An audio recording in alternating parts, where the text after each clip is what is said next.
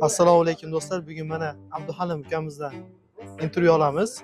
Dubay kelganiga 4 oy bo'libdi. 4 oy ichida qanaqa ощущениялар bo'ldi o'zidan so'raymiz. Assalomu alaykum. Nima maqsadda Dubayga keldingiz? Shu hamma singari Dubayga ishlash uchun kelganmiz, Koreya qilish uchun katta joy. Ishlash, Koreya qilish uchun ish topdingizmi? Ishlayapsizmi? Xudoga shukr, tanish bilish borligi uchun, oshdan borligi uchun ish topdim. Kelib ertasi kuni ishga ketganman. Kelib ertasi kuni ishni boshladingiz. Qayerda?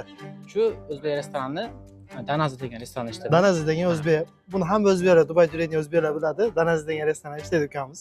Qalay, yoqyaptimi Dubayda? Xudoga shukr, aka hozir yoqyapti. Birinchi kelganimda aeroportdan chiqdim. Chiqishimdan betimga issiq havo, dim havo urdi. Qarasam adashdim deb o'yladim birinchi. Ha. Yo'q, endi keldim. Orgacha bosish kerak deb o'yladim. Keyin keldim shu Dubayda o'zi ko'pchilik havoda issiqligida keyin ovqatlardan qiynaladi, jalba qiladi ko'proq. Nima deysiz? Yo'q aka, inson o'zi o'rganib ketdim men havosiga, hammasi chidadim. Ovqatdan naqam yo'q, problemam yo'q. Issiq lekin chidasa bo'ladi. O'zbekistonda o'zi nima ish bilan shug'ullangansiz? O'zbekistonda shu oldin restoran sohasida ishlaganman. 2 yil tajribam borligi uchun qiynalmayapman. Ingliz tillari yaxshimi sizda? Ingliz tilida shu pre-inter, lekin baribir qiynalyapman ingliz tilida. Dubayga kelishdan oldin ingliz tilini yaxshi qilgani yaxshi. Ustida ingliz tili bo'lsa, o'ziga pul bo'ladi. Qanaqadir ajoyib voqealar bo'ldimi? Ingliz tilini bilmagansiz yoki bilganingiz uchun qanaqadir o'zgarishlar sezdingizmi, bildingizmi? Shu 4 oy ichida bo'lsa, CV topshirib ko'rdim boshqa restoranga. Jumayra tomonda katta restoran tashabdan intervyu chaqirishdi meni. Chaqirish olib bordim. Borsam gaplashyapmiz hiring manager bilan. Bu yerda bo'lyaptiki, o'zim haqimni tanishtirdim, oldin ishlagan joyim haqida gaplashdik. Keyin ozgina qiynaldim.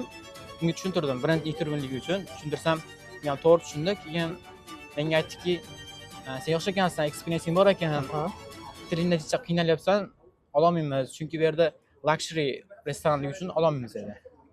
Ingliz tilini shuning uchun iloji boricha zo'r qilib kelarish kerak. Kelaman deydigan bo'lsa Dubayga. Shunaqa, ingliz tili zo'r bo'lsa, katta restoranlarda ishlasangiz bo'laveradi. Restoranlar kirib ishlasangiz bo'ladi. Endi bu kelajakdagi planlar qanaqa? Kelajakdagi planlar shu ingliz tilini yaxshi qilib aka, tilni yaxshi qilib, katta restoranlarda ishlab aka, xudo xolasa karyerani zo'r qilish kerak. Karyerani zo'r qilib, restoranlarda menejer bo'lib, CEO darajasiga chiqish, xudo xolasa, malades. Nima yana Dubay tanlagansiz? Bu yerda tanlashimning birinchi o'rinda sababchisi qarindoshim bor. Ilyos aka degan aka bor. Shu akani ko'rib, o'zimda qiziqish oshgan Dubayga. 2 yil tayyorlanganman, 1 yil tayyorlanganman. Ingliz tilini o'qidim, keyin Dubay o'sha restoran sohasida ishladim, experience qildim. Keyin harakat qilib keldim aka. Harakat qilib keldim. Qarang, o'zingiz yoshingizdagilarga nima maslahat bera olasiz yoki deb bo'lmasam 5 yil oldingi Abduhalimga nima degan bo'lardingiz? Hozir men yoshim 21 da, men uje 18 yoshdan harakat qilsangiz ham bo'lardi. Bu yerda ko'p ish 18-20 yoshdan boshlanar ekan. 18 yoshdan harakat qilib o'ziga ishonib kelsa, yaxshi. 21 yoshdaligim uchun uncha qiynalmadim. Ko'p joy ishga olaveradi, prosta tilingiz yaxshi bo'lsa bo'ldi. 18 yoshdan harakat qilib kelsa bo'ladi, lekin 18 yoshdagilarga ba'zi cheklovlar bor, bilasiz o'zingiz? Ayrim joylarga 18 yosh ayrim joylarga cheklov bor. 21 yoshdan hamma joyda ishlasa bo'laveradi. Bo'laveradi, lekin harakat qilib 18 yoshda ko'ryapsiz, tanishlar kelib o'qib ishlab yurishibdi. Men hozir ishlagan joyim yaxshi, xudoga shukr. Menejerlarim yaxshi, editorlarim yaxshi, hammalari yaxshi. Mazza qilib qiynalmasdan ishlayapman. Menimcha klientlarlar faqat o'zbek, biz ham ko'p boramiz Danazi restoraniga. Klientlarimiz o'zbek, turistlar keladi, ruslar keladi, Yevropadan kelishadi. Ular ham xursand, ovqatlar yaxshi. Abduhalim qarang, 4 oydan beri yuribsiz.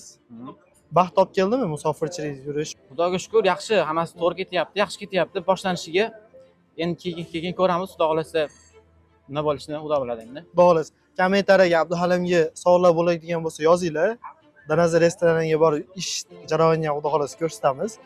Kun tartibi qanaqa, boshqa shu savollarni yana so'raymiz. Xudo xolasa 1 yildan keyin bo'lsa, 2 yildan keyin yana shu yerda bo'lsangiz Dubayda suhbatlashamiz. Savollar tushadigan bo'lsa, o'z ishoningizga o'taman. Bir kunlik tartibingizni ko'rsatib, qanaqa o'tadi bu yerda Dubayda. Boyagi savollarni ham beramiz. Xudo xolasa, Abduhalim, siz oxirgi gapingiz nimadir narsalar esdan chiqib qolgan bo'lsa, bemalol o'zingiz gaplaringiz bo'lsa, bemalol gapirsangiz bo'ladi. Kelinglar, qo'rqmasdan ingliz tilini yaxshi qilib, rus tilini yaxshi qilib kelsanglar, hammaga ish bor. 18 yosh bo'ladimi, 21 yosh bo'ladimi? Kelaveringlar, qo'rqmasdan kelsanglar bo'ldi. Birinchi o'rinda o'zingizlar ishonch, keyin til. Shu. Tanish bo'lsa ham yaxshi, qiynalmaysizlar. Shu aka. Rahmat katta, o'zingiz Rahmat topilasiz. katta. Charchamang.